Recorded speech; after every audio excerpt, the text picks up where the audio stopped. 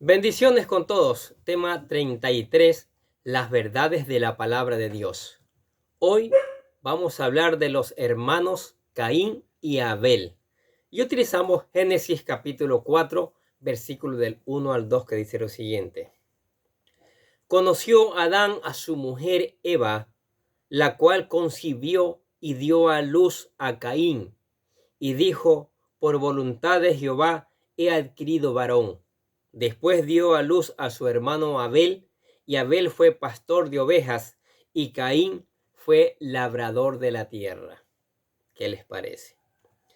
En este capítulo vemos que no tenemos una genealogía exhaustiva de la familia de Adán y Eva, porque las escrituras nos enseñan que ellos tuvieron muchos hijos e hijas, como dice Génesis 5, capítulo 5, versículo 4. Pero la Biblia no menciona cuántos hijos y cuántos lo tuvieron. Solo se nos señala el nombre de 3 de sus hijos. Lo que tenemos es una típica genealogía hebrea en la que simplemente se habla de los descendientes más relevantes. Pero en esto nos puede causar confusiones por nuestra forma de pensar hoy en día, en donde esperamos tener toda clase de detalles, como por ejemplo, ¿de dónde salió la esposa de Caín? Génesis 5:4 dice: después del nacimiento de Set, Adán vivió 800 años más y tuvo otros hijos e hijas.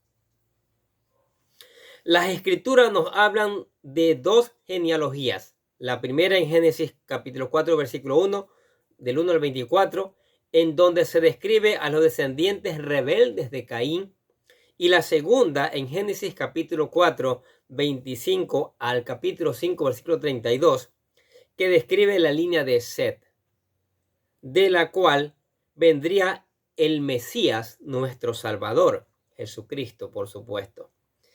Pero vemos a través de la narración de Génesis que la maldad y el pecado se esparcen como levadura hacia toda la humanidad, la cual va empeorando de generación en generación, fruto de la herencia del pecado original. En este capítulo tenemos la historia de los descendientes de Caín, una raza atea y maliciosa, que consiguen logros sorprendentes, superando con creces a los descendientes de Set en el desarrollo de la civilización, el arte musical y la industria de la metalúrgica, con el conocimiento no solo del cobre y de sus usos, sino incluso del hierro. Estos conocimientos debieron haberles dado un dominio muy grande sobre los recursos de la naturaleza, haciendo sus vidas más fáciles y hasta con lujos. Este mundo antidiluviano muestra un escenario muy diferente al planteado por las teorías de evolución, que argumentan que el hombre evolucionó muy lentamente en la prehistoria, sin ciudades, ya que era nómada, y sin herramientas, cuando en realidad vemos que inmediatamente en unas generaciones hay ciudades, tecnología y arte. Y la descendencia de Caín, que, aunque consigue sorprendentes logros, estos son ensombrecidos por la perversidad con la que los llevó a cabo, mostrando la crueldad humana en una cultura que vive totalmente fuera de la presencia del Señor, porque aquellos que no temen al Señor tampoco tendrán respeto de los derechos de su prójimo. ¿Entienda bien eso? Aprendemos que Caín no es la semilla prometida como lo esperaba Eva, sino el prototipo del hombre natural, regido por la naturaleza pecaminosa, el orgullo y su autojustificación, que odia la verdad y el deseo de la humildad para aprender la voluntad de Dios. Por eso, Caín es llamado por el apóstol Juan el descendiente de la serpiente, con lo que inicia el cumplimiento de la hostilidad entre dos semillas, la perversa personificada por Caín y la recta representada por Abel. Génesis capítulo 3 versículo 15 dice: y pondré enemistad entre tú y la mujer, y entre tu descendencia y la descendencia de ella. Su descendiente te golpeará la cabeza y tú le golpearás el talón. También veremos que Caín consiguió a la rebeldía de su corazón para preparar la ofrenda con la que deseaba acercarse a Dios, causando una serie de eventos que lo alejaron de él y lo llevaron a cometer el segundo homicidio en la historia de la humanidad por la envidia a su propio hermano. El primer asesinato fue cometido por Satanás cuando por engaños llevó a la muerte a Eva y Adán, por si acaso. Como nos explica Santiago, el resultado de la envidia de Caín lo llevó literalmente a asesinar a Abel. Leamos Santiago capítulo 1, versículo 15.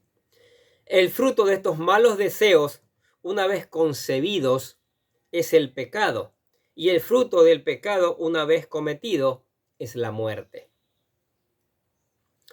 Cuando Caín desobedece a Dios y establece sus propios estándares de vida religiosos por su propia voluntad carnal y su incredulidad, da inicio al sistema que evolucionaría como una espiral descendente, ya que va creciendo en lo que hoy conocemos como el mundo carnal, en donde reina Satanás.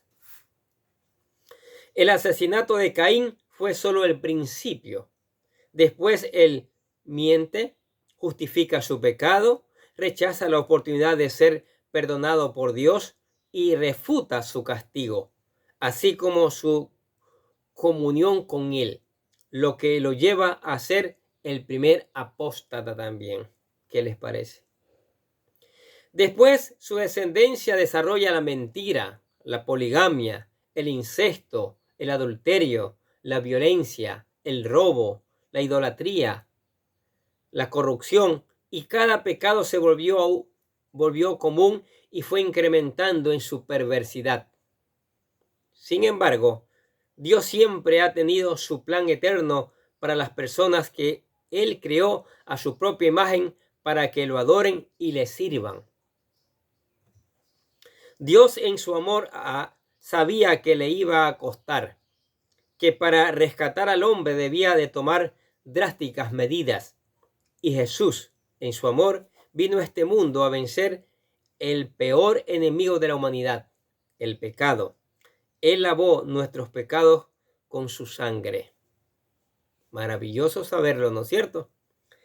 Este capítulo está lleno de muchas lecciones, pero la verdad central de este capítulo 4 es que Dios debe ser adorado a través de un sacrificio apropiado, a través de la fe en base a la revelación que Dios nos ha dado.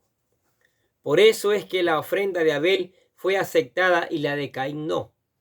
Vemos que el sacrificio de Abel fue en un lugar especificado, en un tiempo definido y con un sacrificio prescrito, mostrando que la forma en la que la culpabilidad de un pecador puede ser satisfecha o expiada es únicamente a través del sacrificio apropiado a Dios.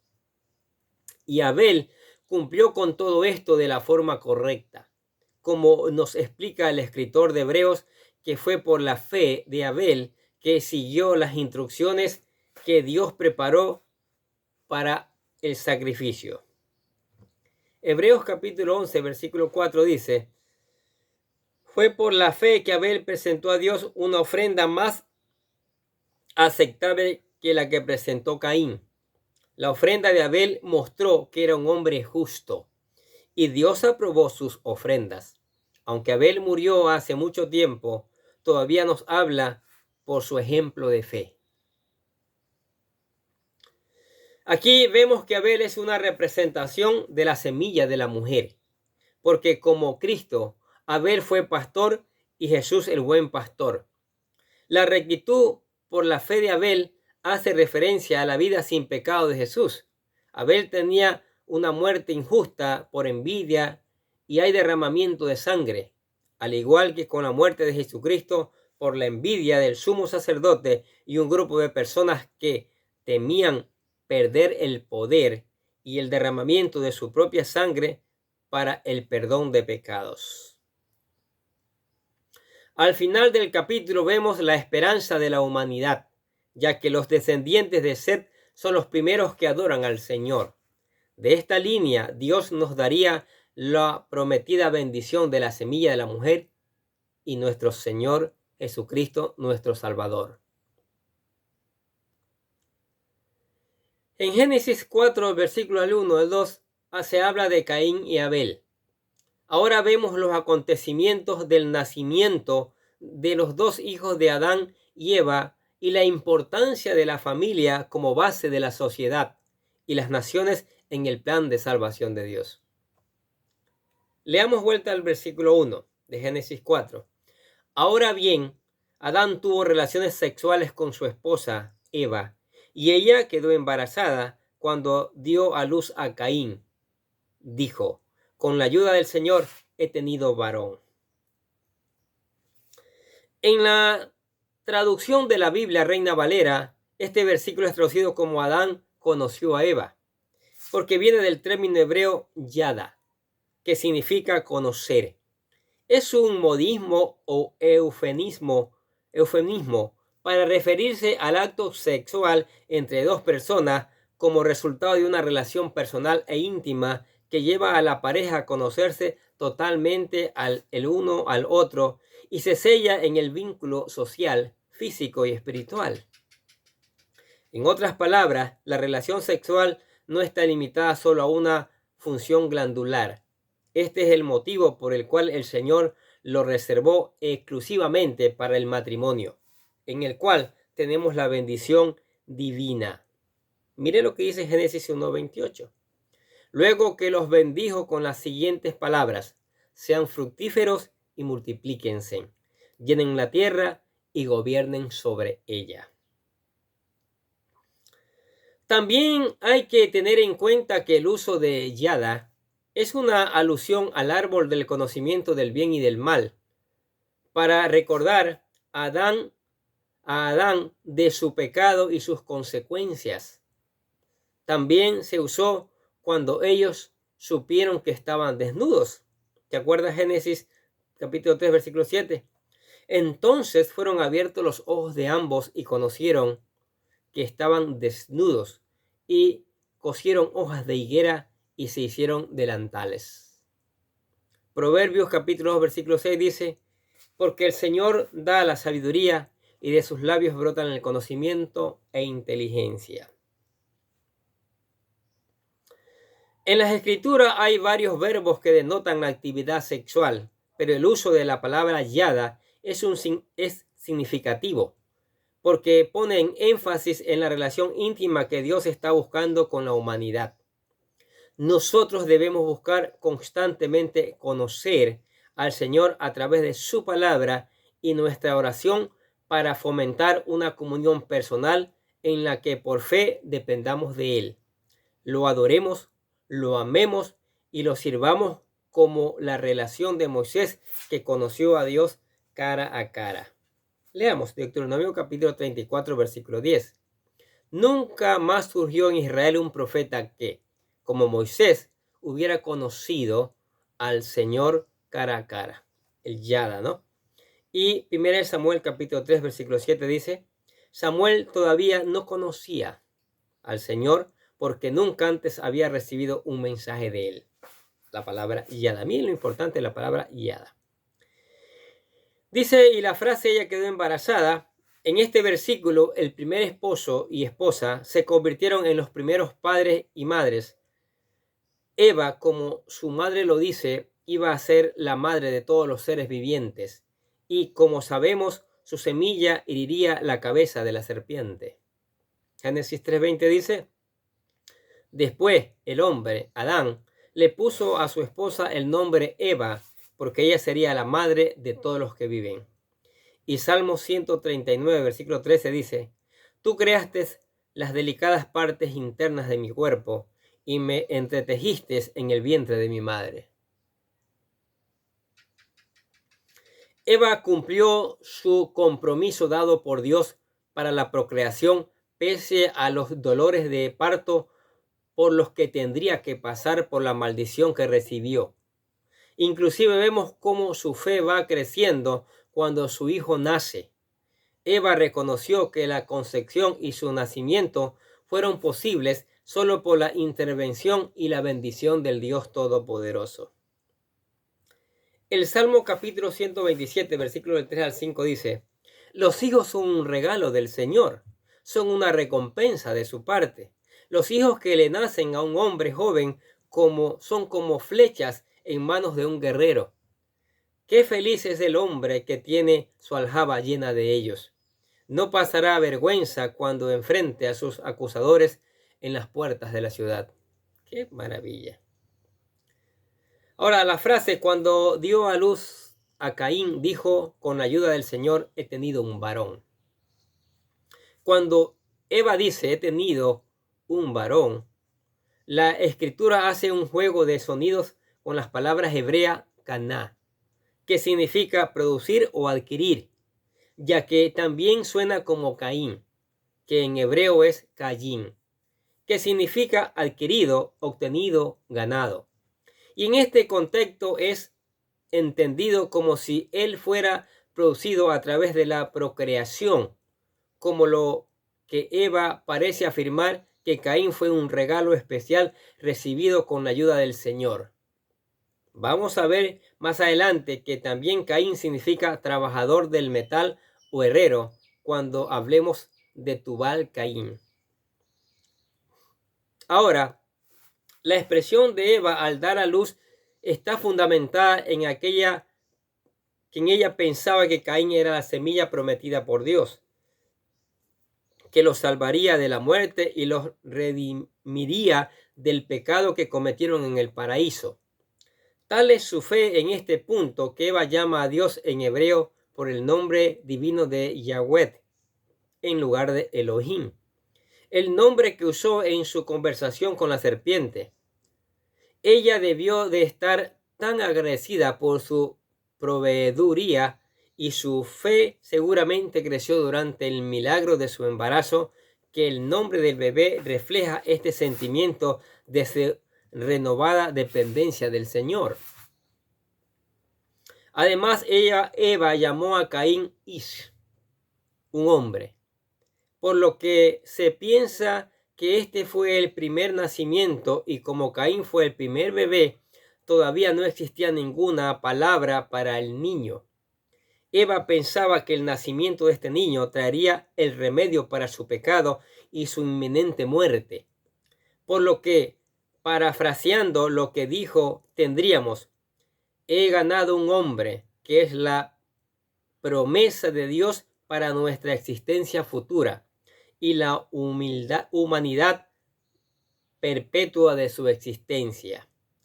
Pero como sabemos, Eva estaba equivocada porque Caín no era la semilla de la mujer, el título que le corresponde al Mesías, al Señor Jesucristo. Caín no traería vida, sino que decepcionaría a su madre con la muerte de su hermano. Eva no entendió que el único que nos puede dar vida es Dios. Tenía sus esperanzas puestas en su Hijo. Dice Juan 14:6, Jesús le dijo: yo soy el camino y la verdad y la vida. Nadie viene al Padre sino por mí. Solo Jesús. Y Romanos capítulo 5, versículo 10 dice: porque si cuando éramos enemigos de Dios fuimos reconciliados con Él mediante la muerte de su Hijo, mucho más ahora que estamos reconciliados seremos salvos por su vida. Entramos al versículo 2 ahora, que dice: tiempo después dio a luz al hermano de Caín y le puso por nombre Abel.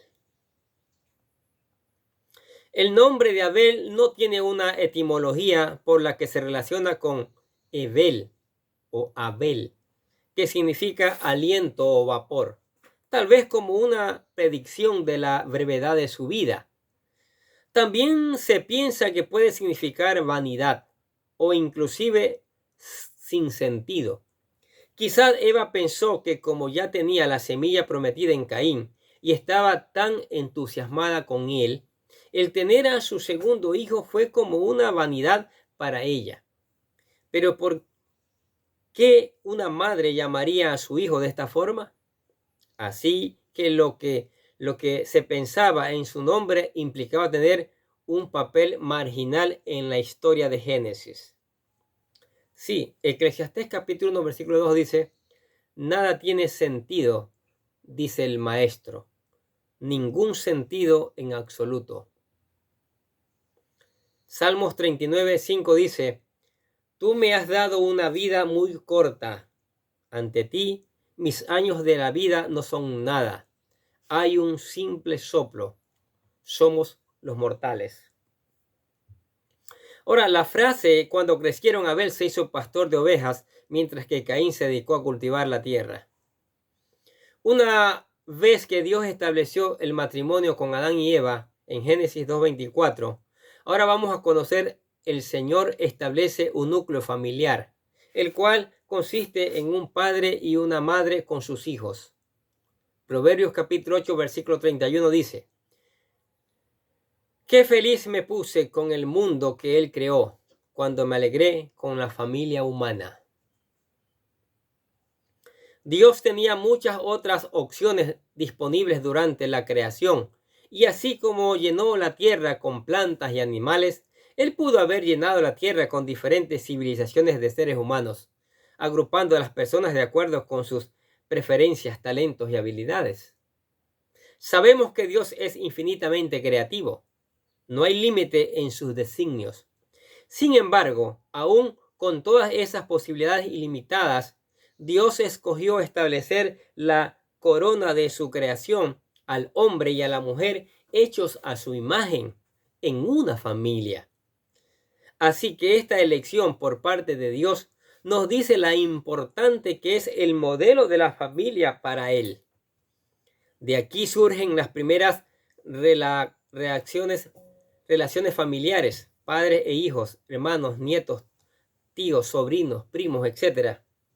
Y por eso vemos que el Espíritu Santo pone énfasis en los árboles genealógicos a través de la Biblia.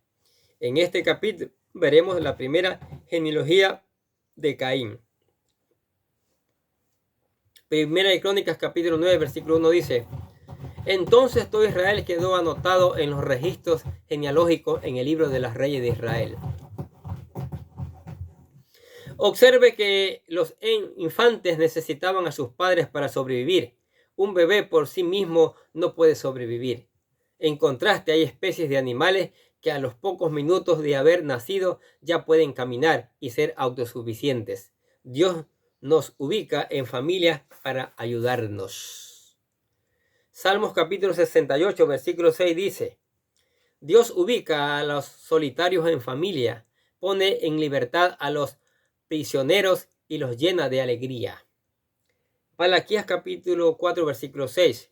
Él hará que el corazón de los padres se vuelva hacia los hijos y que el corazón de los hijos se vuelva hacia los padres, para que yo no venga a destruir la tierra por completo. Entonces la familia es la base de la sociedad y de las naciones. Inclusive en el plan de redención de Dios, Él designó a Abraham como el padre de muchas naciones. ¿Se acuerda? Génesis capítulo 17. Por si el núcleo familiar se degrada, las naciones empiezan a decaer también. Por eso están decayendo las naciones ahora, porque la familia está degradándose por apartarse de Dios. Pero por eso Satanás constantemente ataca al núcleo familiar establecido por Dios. Busca la desintegración familiar, de forma que hay padres que se ausentan de sus hogares, divorcios, madres solteras, intentos por redefinir el matrimonio, etcétera, etcétera.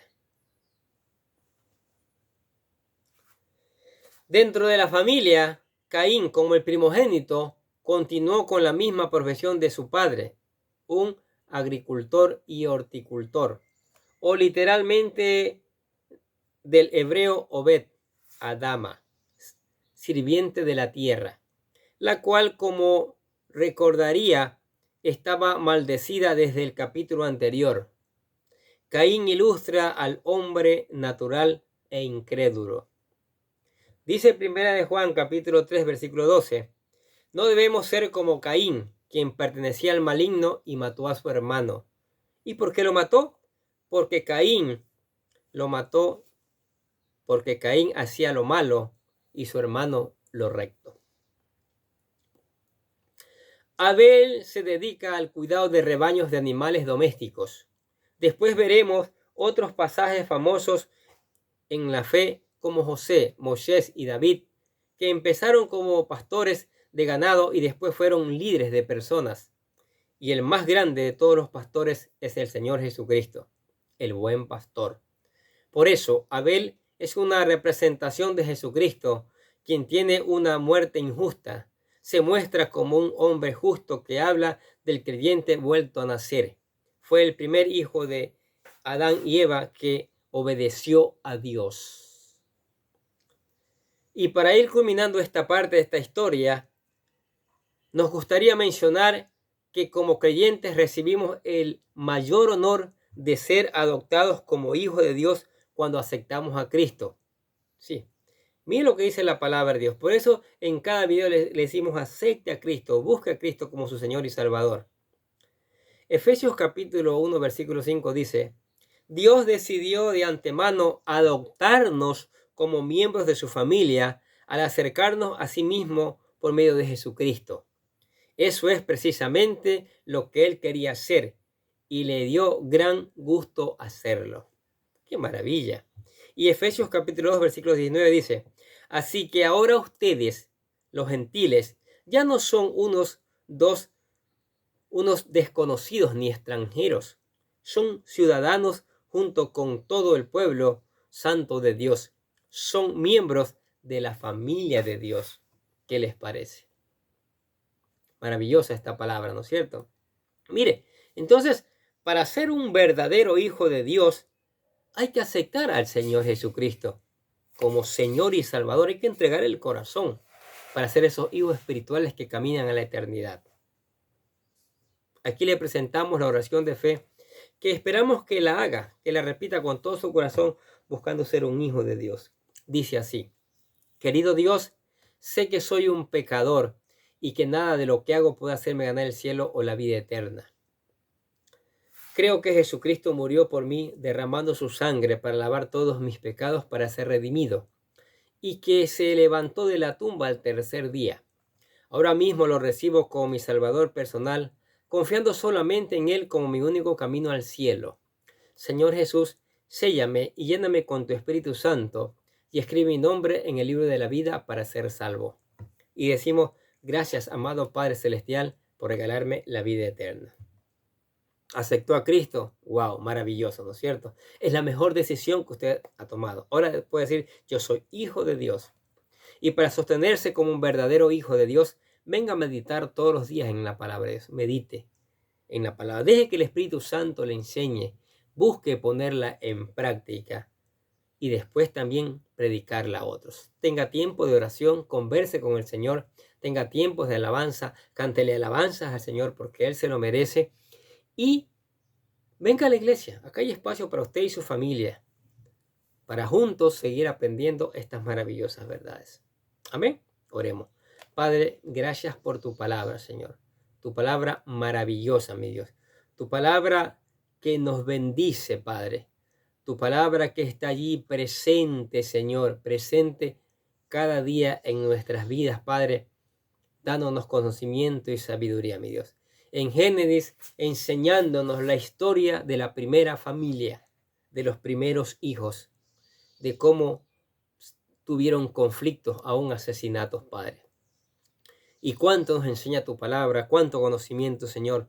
Por eso te alabamos y glorificamos tu nombre. Y pedimos que lleve esta palabra por todos los lugares del mundo y esta palabra traiga fruto. Esta palabra traiga un cambio para gloria de tu nombre y para testimonio del mundo. Por eso te alabamos y glorificamos tu nombre en el nombre del Señor Jesucristo. Y decimos amén. Y los bendecimos a ustedes que escuchan la palabra todos los días. Sigamos escuchando, sigamos poniendo en práctica, eso es importante. Y sigamos reenviando a otros para que también conozcan estas maravillosas verdades. Nosotros desde acá les deseamos que tengan un día, pero lleno de bendiciones.